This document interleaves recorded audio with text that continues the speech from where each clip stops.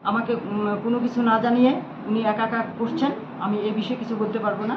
আপনাদের যদি জানার দরকার হয় বিডিও ম্যাডামকে বলেন যে সভাপতিকে ছাড়া উনি কীভাবে কাজ করছেন। আপনারা দেখছেন হলদিবাড়ি টাইমস।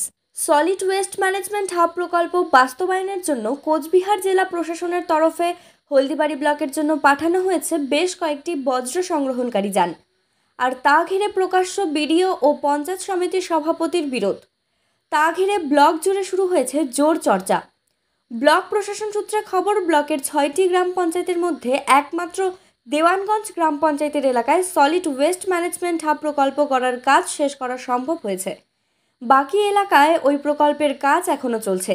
এরই মধ্যে ওই প্রকল্পের বজ্র পরিবহনের জন্য জেলা থেকে 15টি ছোট গাড়ি পাঠানো হয়েছে, প্রতিটি গ্রাম পঞ্চায়েতের জন্য 2টো করে।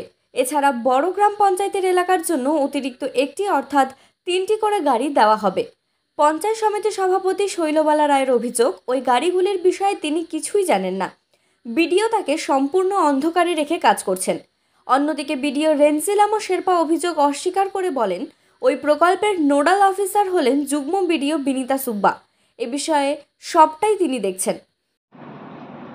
আমি নিজে কিছু জানি না, বিডিও ম্যাডাম আমাকে জানায়নি, এই জন্য আমি বলতে পারছি না যে উনি কবে আনছেন, কে দিয়েছেন, কতগুলো এসছে, কোন কোন অঞ্চলে কতটা দেওয়া আছে। আমাকে কোনো কিছু না জানিয়ে উনি একা একা করছেন। আমি এ বিষয়ে কিছু বলতে পারবো না।